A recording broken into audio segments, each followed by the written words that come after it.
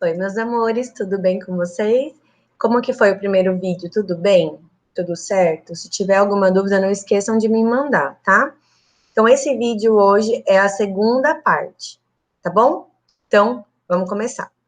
Para começar, de novo, aqueles combinadinhos de sempre. Guardem o celular, silencia. Se estiver vendo pelo celular, esquece as mensagens, desativa a notificação aí, vai para um lugar tranquilo. Peguem o caderno para ir anotando tudo, que agora a gente vai encerrar esse capítulo, tá bom? Então, vamos lá. Esse capítulo, a gente começou a falar sobre a superfície da Terra, as camadas da Terra. E agora, o assunto é a superfície da Terra. Tá lá na página 48 do livro de vocês, tá? Então, vamos lá. Nós falamos das camadas da Terra de dentro, de fora para dentro, agora nós vamos falar de fora para cima. Então, a gente conseguiu aí, ó, com o desenvolvimento tecnológico, surgir aparatos que verificaram que as camadas da Terra interagem entre si. Todas as camadas são interligadas, nenhuma camada é independente da outra, uma depende da outra. E elas evoluem ao longo do tempo. Porém, neste cenário, apareceu quem? O ser humano, que veio a interferir aí na superfície da Terra e na sua camada mais externa, que é a camada de crosta terrestre. A superfície da Terra, ela vai ser dividida então em camadas, que vão desde a porção mais externa do manto até o final da camada de ar que envolve a Terra, até a gente chegar no espaço. Então, nós vamos falar dessas 4 camadas aqui, ó, na atmosfera, da litosfera, da hidrosfera e da biosfera. Quanto esfera? É, porque a Terra é uma esfera, né? Tô brincando. Então, ó, vamos lá. Litosfera. A litosfera vem do nome grego chamado pedra ou rocha esférica. Então, ela vai ser a camada de rocha da nossa Terra, camada de terra. Então, ela vai se relacionar com a hidrosfera, com a atmosfera e com a biosfera.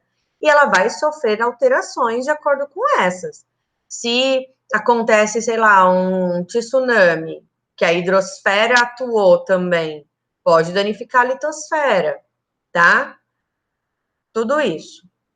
Então, ela é formada pela crosta.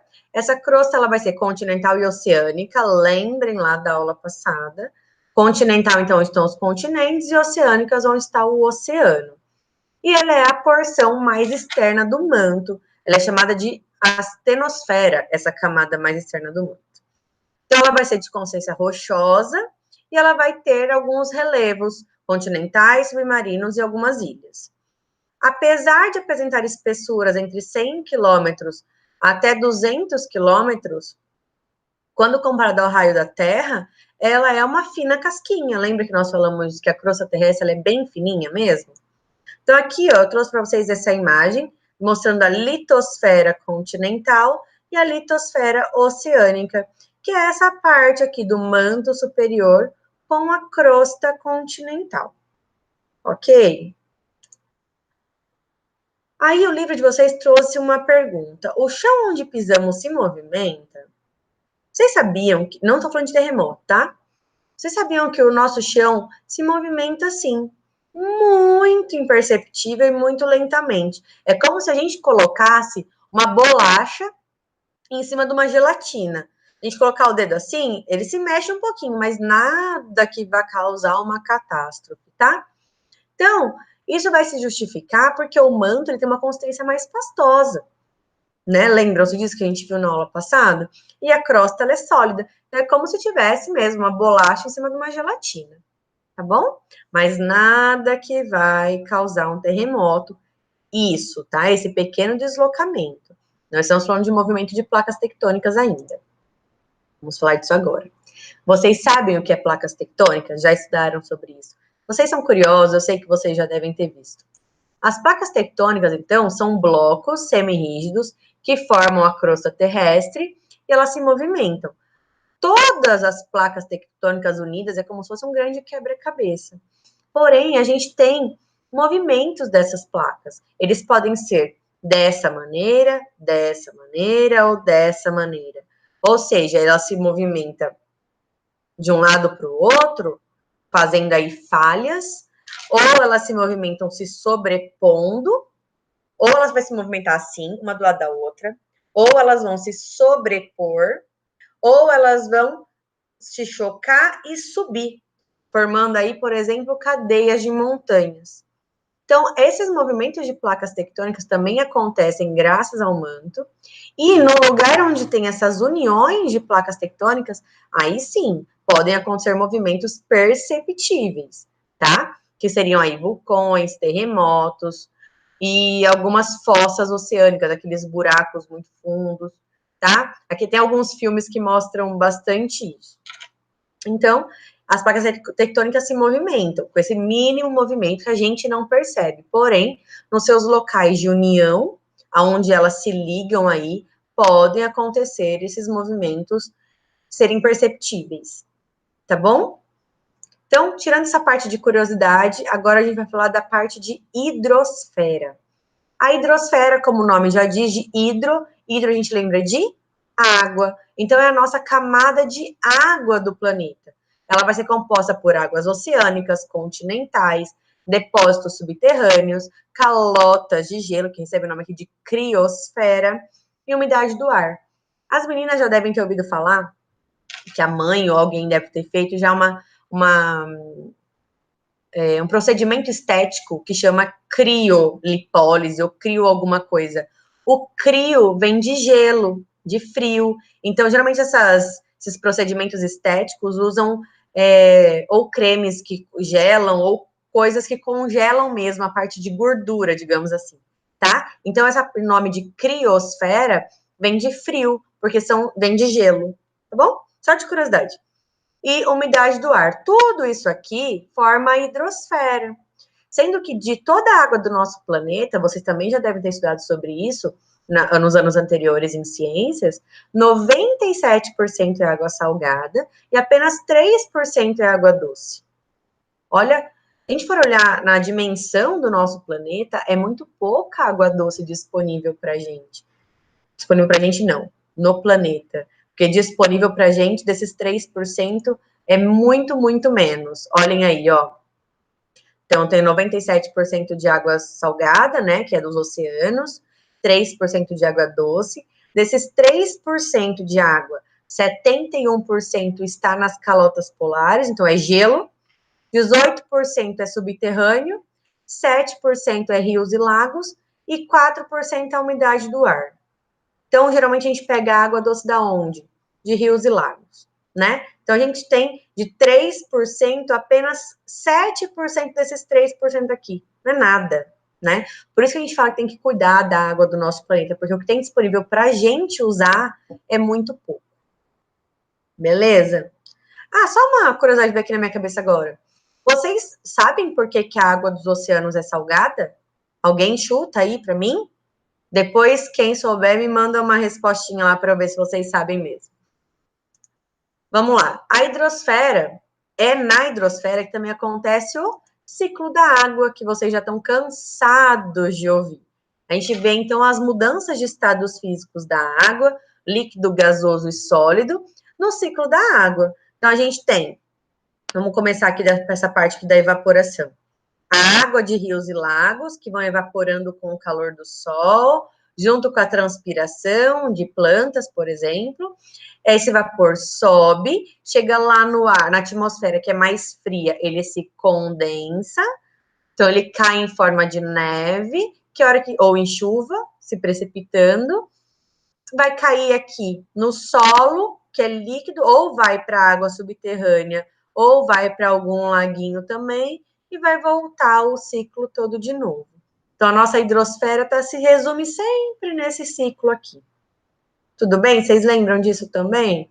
Vão anotando as dúvidas, tá? Para depois vocês tirarem comigo. Vamos para outra camada, a atmosfera. Eu acho que é a camada que vocês têm mais curiosidade, que vocês gostam mais. É a camada de ar que envolve a Terra. Nela ocorre processo de distribuição de energia solar e de umidade por toda a superfície da Terra. Ela é muito importante. É ela que mantém a vida no nosso planeta. Lembra quando a gente falou, eu dei um breve resuminho aí de aquecimento global? É a nossa atmosfera que garante aí a temperatura ideal para a gente, a umidade ideal para a gente, para que tenha vida no nosso planeta. Por isso que muitos outros planetas do nosso sistema solar não têm vida até agora descoberta, porque não tem essa condição especial para que haja vida, tá? Então, acima de 50 quilômetros de altitude, a atmosfera é considerada rarefeita. Isso é, a gente não consegue respirar, não tem a quantidade de oxigênio que a gente precisa para respirar, tá? Aqui nessa imagem é o tamanho da nossa atmosfera, da camada de ar que envolve a Terra. Ó, chega aí a 10 mil quilômetros de altitude, tá? Curiosidade, não quero que vocês decorem, não vai cair na prova o nome de cada camada da atmosfera, mas é legal vocês saberem, tá? Então, a nossa camada mais autona lá, a última camada, ao infinito e além, como diria nosso amigo Buzz Lightyear. Aí é a exosfera. A exosfera é formada principalmente por gás hélio e hidrogênio.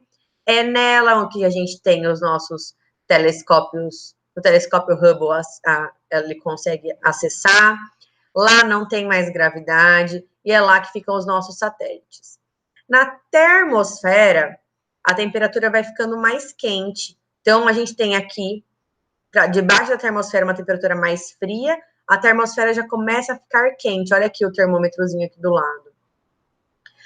E nela está a ionosfera, que é uma região carregada de eletricidade. E ela, então, reflete ondas de rádio. Então, todo o nosso rádio da Terra tem que chegar nessa camada aqui, para ela ser transmitida para qualquer outro lugar do planeta, tá? A mesosfera é a camada intermediária, ela é a camada mais fria da nossa atmosfera, ó, ela chega aí a menos 100 graus. É nela que a gente tem a chuva sendo formada, é nela que são enviados os balões climáticos para medições, né, meteorológicas, e é nela também que estão nossos aviões supersônicos. Nós temos a estratosfera, na outra camada mais embaixo, que além de nitrogênio, nela tem o mínimo de oxigênio que a gente pode ter para respirar, é a maior concentração de gás ozônio, e é ela que forma a nossa camada de ozônio, tá? Nossa camada de ozônio, então, tem aí 30 quilômetros de espessura, e ela absorve parte da radiação ultravioleta, então ela defende o nosso planeta, né, dos raios ultravioletas, é o nosso protetor solar natural. E a troposfera, que é a nossa camada mais pertinho aqui da nossa crosta terrestre, que tá todo o ar que a gente respira, ali que se formam as nuvens e as chuvas que a gente recebe, os ventos, a neve, tempestades, raios e furacões. É aqui que a maioria das coisas acontecem, o aviãozinho, o balãozinho, e aqui a gente chega até a menos 60 graus. Tudo bem? Só curiosidade, tá? A biosfera. A biosfera é a camada onde se encontram todos os seres vivos do nosso planeta. É o conjunto de todos os biomas do nosso planeta e dos ecossistemas. Então, é a parte que tem vida. A biosfera, ela é formada, então, pela inter-relação entre a litosfera, que é a parte de terra, a hidrosfera, que é a parte de água, e a atmosfera, que é a parte de ar. Afinal de contas, nenhum ser vivo consegue sobreviver sem essas três camadas aí se relacionando. A gente não consegue respirar se a gente não tiver atmosfera, a gente não consegue ter água se a gente não tiver hidrosfera, a gente não consegue ter aí a nossa terra e tudo que ela nos oferece se a gente não tiver a litosfera, tá? Então, a biosfera ela é extremamente importante, ela é um conjunto de todas as outras camadas aí da Terra, tá? Então, resumindo, nesse capítulo a gente estudou, desde a aula anterior, a estrutura da Terra, o conceito de modelo, que é um modelo, que é uma maquete, e as camadas da Terra e suas características. Estudamos as camadas internas, com crosta, manto, núcleo, E estudamos as camadas externas, que é a biosfera, a hidrosfera, a litosfera e a atmosfera, tá? Beleza? Então, ó, agora é com vocês. Aula dada, aula estudada. Então, essa parte está nas duas últimas páginas do capítulo, 48 e 49. Eu vou deixar no plural para vocês esses exercícios da página 50 e da página 52. Atenção, é para me responderem ou por e-mail ou pela plataforma. Eu prefiro pela plataforma, porque lá eu consigo corrigir e dar uma resposta para vocês e vistar, tá? De uma maneira mais prática. O e-mail é só se não tiver outro jeito mesmo, mas tem que usar a plataforma. Ela é muito tranquila de usar, tanto para vocês quanto para a gente. Já fica mais organizada a coisa lá. Mas não se esqueçam que isso é bom ter no caderno, porque a gente usa os exercícios para estudar para as provas, tá? E tudo isso para segunda-feira. Segunda-feira eu vou disponibilizar já a correção desses exercícios, tá? Demais, fiquem em casa, se cuidem, lavem as mãos, beleza? Um beijo, até a próxima.